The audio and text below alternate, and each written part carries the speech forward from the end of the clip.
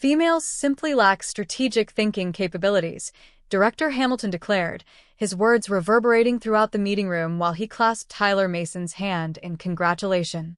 This is precisely why we require visionary leaders, such as yourself, to spearhead our retail initiatives.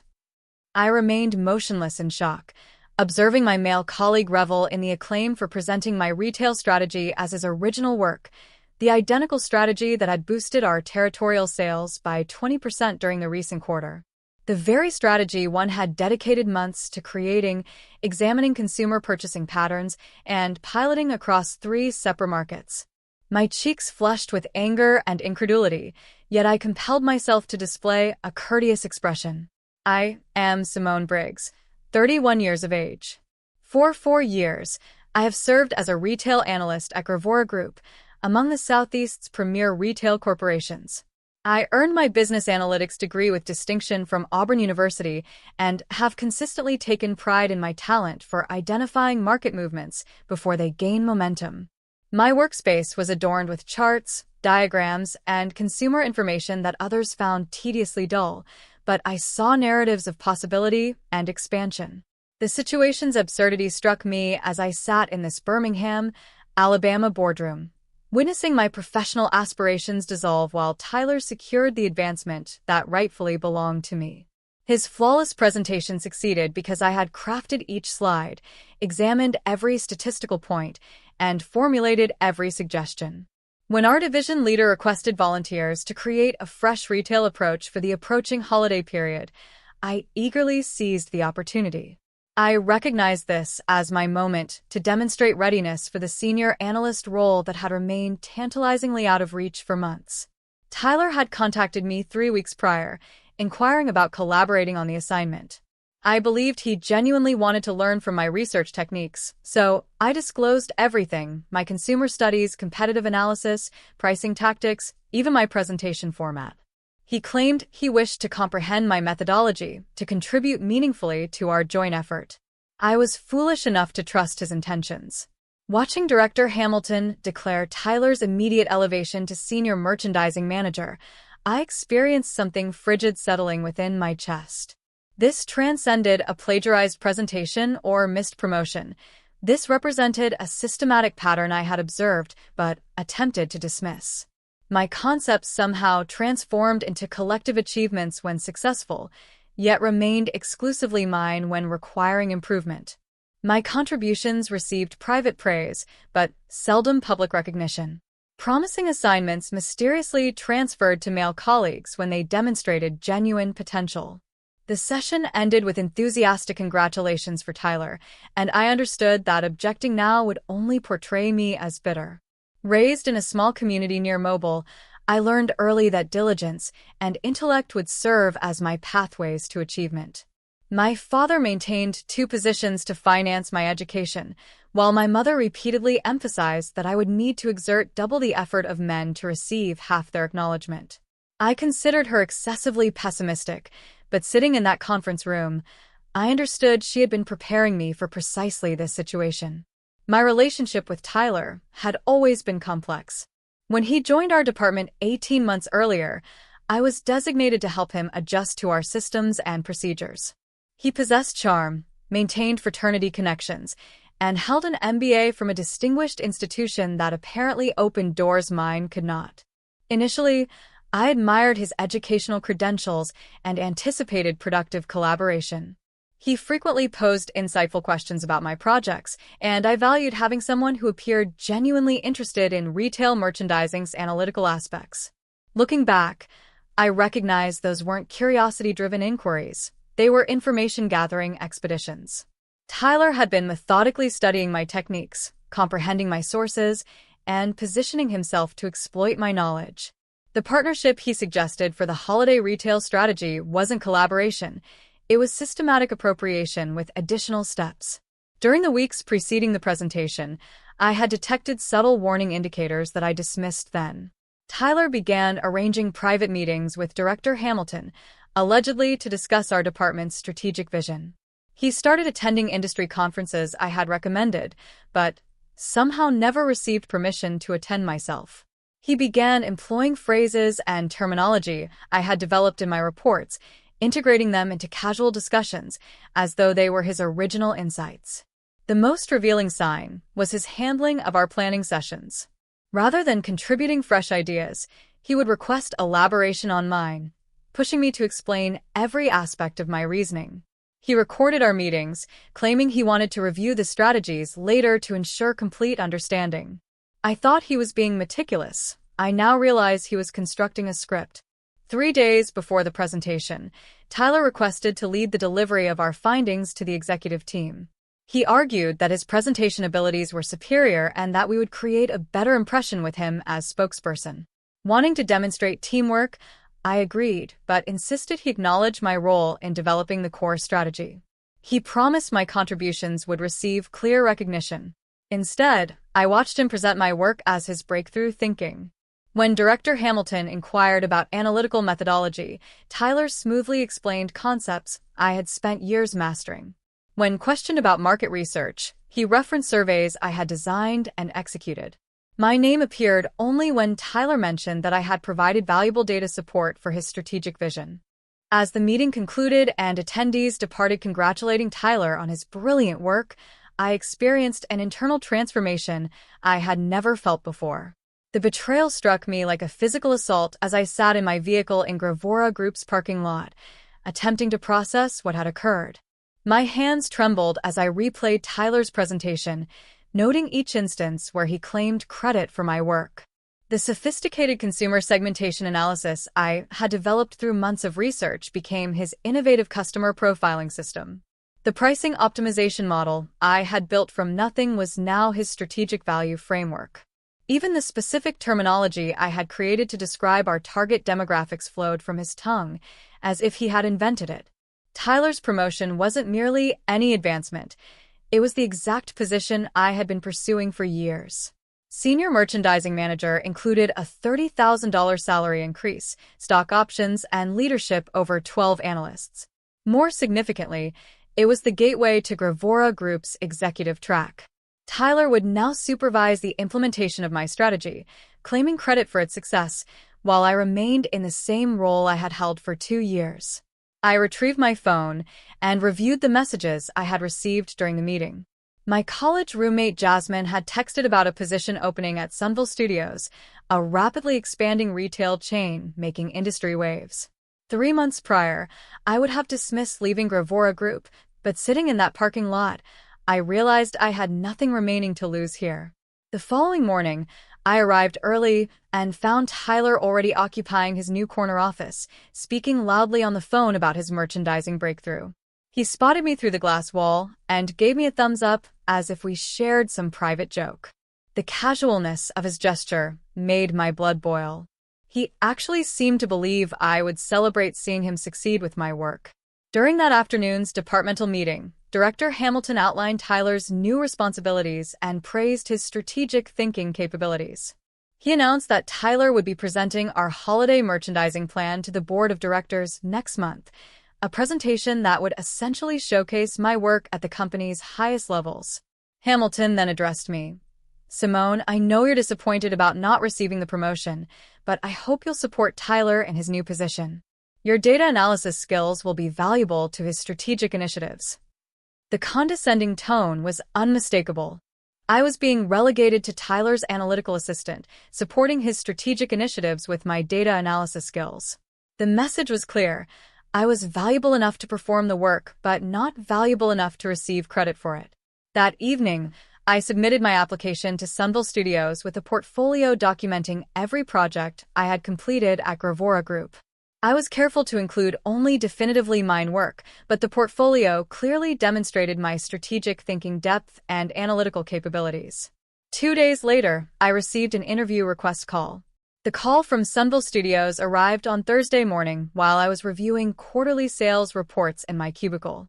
Director Margaret Foster, head of merchandising strategy for the Southeast's fastest-growing retail chain, spoke with professional warmth. She explained that my application had captured their attention. "Your portfolio demonstrates exactly the innovative thinking we seek," she said. "Would you be available for an interview next week?" I glanced around the office where Tyler was holding court in the break room, regaling colleagues with stories about his strategic breakthrough and plans for transforming our merchandising approach. The irony was painful. He was literally describing my work to people who had watched me develop it over months. I would be very interested, I replied quietly. When would be convenient? We scheduled the interview for the following Tuesday. As I ended the call, I felt excitement mixed with nervousness. Sunville Studios had been on my radar for months as a company disrupting traditional retail with data-driven strategies and innovative customer experiences. Their corporate culture emphasized analytical thinking and rewarded employees who could support creative ideas with solid research, exactly the environment where my skills would be valued.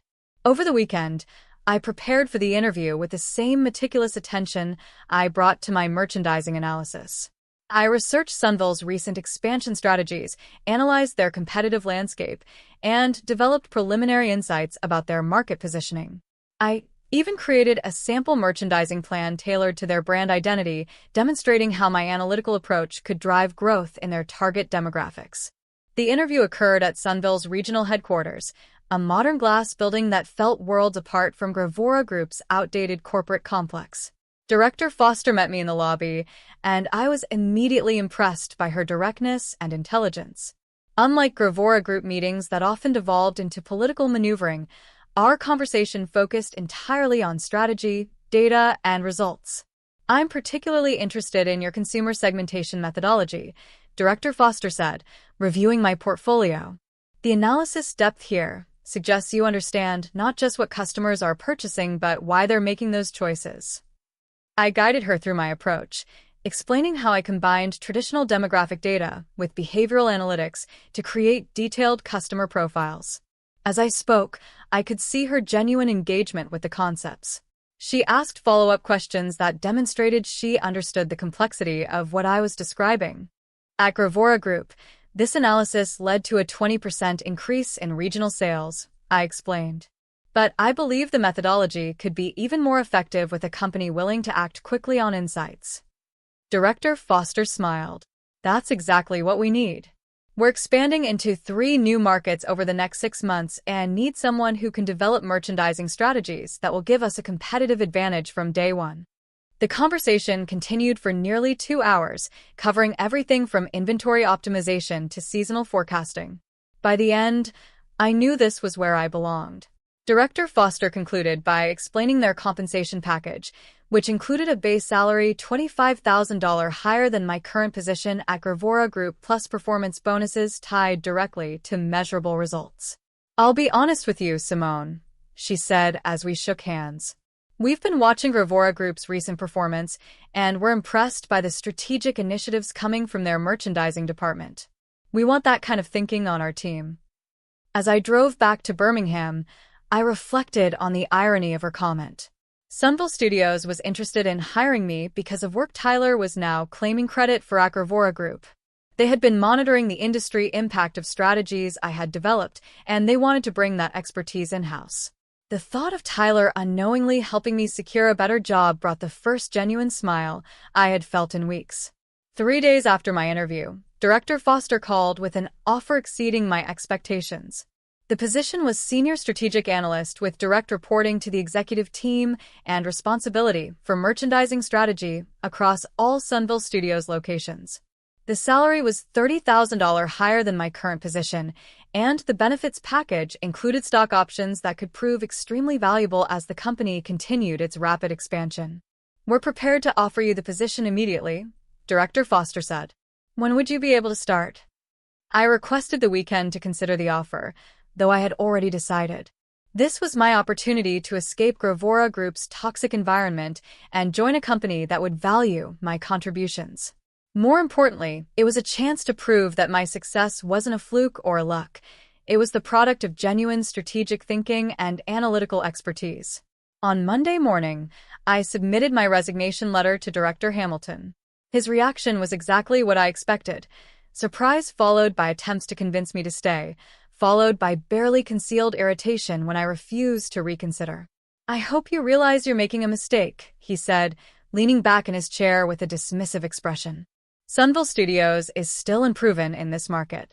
You're leaving a stable position for an uncertain future. I appreciate your concern, I replied, maintaining professional composure despite wanting to point out that my stable position had become untenable the moment he promoted Tyler for stealing my work. But I believe this opportunity aligns better with my career goals. Tyler's reaction was more complex. When he heard about my departure, he actually seemed nervous, perhaps realizing he would now be expected to generate original strategic insights without my research to rely on.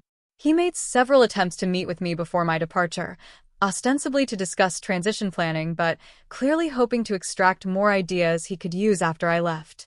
"I hate to see you go," he said during one of these conversations. "We made such a great team.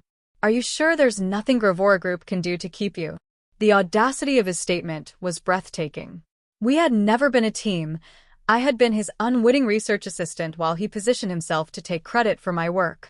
But I simply smiled and redirected the conversation to practical transition matters. My final 2 weeks at Gravora Group were enlightening in unexpected ways. Without me to provide analytical support, Tyler's limitations became apparent to anyone paying attention. His follow-up presentations lacked the depth and insight that had characterized the holiday merchandising strategy, and I noticed Director Hamilton starting to ask more pointed questions about Tyler's methodologies. During my final week, I received an unexpected visit from Bethany Coleman, one of the senior analysts who had always been supportive of my work. She closed my cubicle and spoke in low tones. "I want you to know that some of us saw what really happened with that presentation," she said. "Tyler has been trying to replicate your analysis methods for his new projects, but he clearly doesn't understand the underlying principles. It's becoming obvious that he didn't develop that strategy himself." Her words were validating, but they also highlighted a larger problem at Gravora Group. The company culture allowed people like Tyler to succeed through appropriation rather than innovation, while systematically undervaluing contributions from people like me. My departure wasn't just about escaping one bad situation, it was about refusing to enable a system that rewarded theft over talent. On my last day, I cleaned out my desk while Tyler watched from his office, probably wondering if I would leave behind any research he could use for future presentations. My first month at Sunville Studios exceeded every expectation I had about the position. The company culture was everything Director Foster had promised: collaborative, data-driven, and focused on results rather than politics. I was given immediate access to the resources I needed to develop comprehensive merchandising strategies, and my recommendations were implemented quickly rather than being subjected to endless committee reviews. Within 3 weeks, I had completed a detailed analysis of Sunville's expansion opportunities and identified several key markets where we could gain significant competitive advantages. My research revealed that our primary competitors, including Gravora Group, were following outdated merchandising models that failed to account for changing consumer preferences and demographic shifts. The most interesting discovery came when I analyzed Gravora Group's recent performance in markets where Sunville Studios was considering expansion. Despite Tyler's promotion and his supposed strategic leadership, their quarterly results showed declining sales in 2 of their 3 most important regions. The holiday merchandising strategy that had been so successful under my guidance was failing in its implementation, suggesting that Tyler lacked the analytical skills necessary to adapt the approach to changing market conditions. Director Foster was particularly interested in this analysis.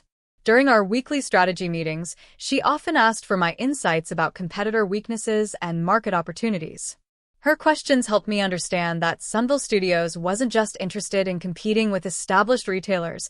They were actively seeking to disrupt the entire industry through superior strategic thinking. "Your analysis suggests that Gravora Group is vulnerable in several key markets," she said during one of these meetings. "Do you think their recent strategic initiatives will improve their competitive position?" I chose my words carefully, not wanting to appear vindictive while still providing honest professional assessment. Based on the data I've reviewed, their current approach lacks the analytical rigor necessary to maintain market share against more agile competitors. Their strategies seem to be based on outdated assumptions about consumer behavior. What I didn't mention was that those strategies were based on my original research, but Tyler's incomplete understanding of the underlying principles was leading to poor execution. He had the surface-level presentation skills to impress executives, but He lacked the deep analytical foundation necessary to adapt strategies to changing market conditions. As my second month at Sunville Studios began, I was assigned to lead a project that would have significant implications for both companies. Director Foster asked me to develop a comprehensive supplier partnership strategy that would give us competitive advantages in key product categories. The project required extensive research into supplier relationships, contract negotiations, and market positioning, exactly the kind of complex analytical work I excelled at. During my research, I discovered that several of Gravora Group's most important suppliers were becoming frustrated with the company's inconsistent strategic direction and declining sales performance. One supplier in particular, Bright Hollow Labs, had been expressing concerns about their partnership with Gravora Group and was actively seeking alternative retail partners for their premium product lines. Bright Hollow Labs manufactured high-end home goods and seasonal merchandise that represented nearly 15% of Gravora Group's total inventory value. Losing this supplier would create significant gaps in their product offerings and force them to find alternative sources at potentially higher costs. More importantly, if a competitor gained exclusive access to Bright Hollow's products, it would represent a substantial competitive advantage. I spent several days developing a comprehensive proposal for partnering with Bright Hollow Labs, outlining how Sunville Studios' analytical approach to merchandising could maximize the value of their product lines. The proposal included detailed market analysis, consumer preference data, and projected sales figures that demonstrated our ability to effectively promote and sell their merchandise. The proposal was compelling enough that Director Foster authorized me to reach out to Bright Hollow Labs directly to explore a potential partnership. The call to Bright Hollow Labs came on a Tuesday morning in March, exactly 2 quarters after I had left Gravora Group. I had spent weeks preparing for this conversation, developing a partnership proposal that highlighted Sunville Studios' analytical capabilities and growth trajectory. When I reached Director of Business Development Patricia Weatherb, her response was immediately enthusiastic. "We've been watching Sunville Studios' expansion with great interest," she said. "Your growth metrics are impressive, and we're always looking for retail partners who understand the strategic value of premium merchandise." I walked her through our consumer analysis, explaining how our demographic research had identified significant opportunities in the home goods market that traditional retailers were missing. The conversation flowed naturally from market analysis to partnership possibilities, and within 30 minutes, we had scheduled an in-person meeting for the following week. What made the conversation particularly satisfying was Patricia's unprompted commentary about their current retail partnerships. Without any prompting from me, she began expressing frustration with Gravora Group's recent performance and strategic direction. "Our partnership with Gravora Group has become increasingly challenging," she explained. "Their merchandising decisions seem disconnected from market realities, and their sales performance has been disappointing across multiple product categories. We're concerned that their strategic leadership doesn't understand our customer base." I listened carefully, asking thoughtful questions about their specific concerns while avoiding any direct criticism of my former employer. Instead, I focused on how Sunville Studios' approach differed from traditional retail strategies, emphasizing our data-driven decision-making and customer-focused merchandising. The partnership we're envisioning would be built on analytical insights rather than intuition, I explained. "We believe that understanding consumer behavior at a granular level is essential for maximizing the value of premium products like yours." Patricia's enthusiasm was evident as we discussed potential collaboration models. By the end of the call, she had committed to presenting our proposal to Bright Hollow's executive team and expressed optimism about moving forward quickly. As I hung up the phone, I realized that this conversation represented more than just a business opportunity for Sunville Studios. It was the beginning of Tyler's comeuppance for stealing my work and Director Hamilton's reckoning for promoting incompetence over excellence. The strategic thinking they had dismissed was about to cost them their most valuable supplier relationship. The partnership agreement with Bright Hollow Labs was finalized 6 weeks later, and the announcement sent shockwaves through the retail industry. Sunville Studios gained exclusive access to Bright Hollow's premium product lines, while Bright Hollow gained a retail partner capable of sophisticated market analysis and strategic merchandising. For Gravora Group, the loss represented a devastating blow to their inventory strategy and financial projections. Bright Hollow's products had generated millions in revenue annually, and replacing that inventory would require finding alternative suppliers at significantly higher costs. More importantly, losing exclusive access to popular premium brands would make it difficult for Gravora Group to compete in the high-margin market segments that were becoming increasingly important to retail profitability. I learned about Gravora Group's reaction through industry contacts and former colleagues who reached out after the announcement.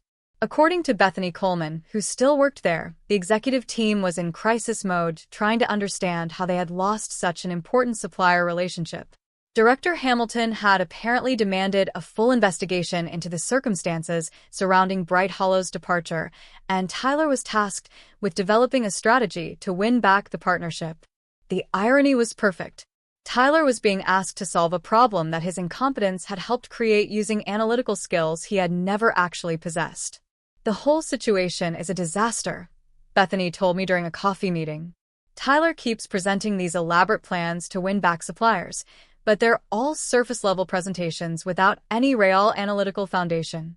It's becoming obvious to everyone that he doesn't understand the strategic principles he claims to have developed." Meanwhile, at Sunville Studios, the Bright Hollow partnership was generating immediate results. Our first quarter with their products exceeded projections by 18%, validating both our consumer analysis and our merchandising strategies.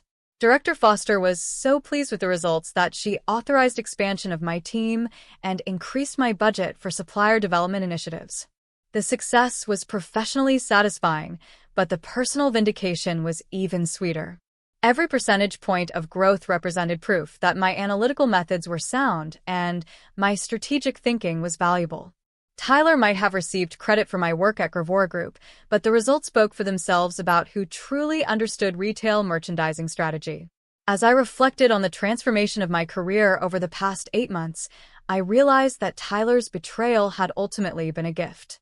His theft had forced me to leave a toxic environment and find a company that valued my contributions. His incompetence was now proving in the most public way possible that he had never been capable of the strategic thinking he claimed to possess.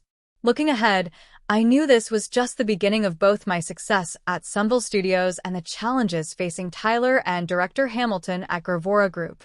They had chosen politics over performance, and the market was about to teach them the true cost of that decision. In the end, talent had won over theft, and strategic thinking had triumphed over superficial charm, exactly as it should be in any industry that rewards actual competence.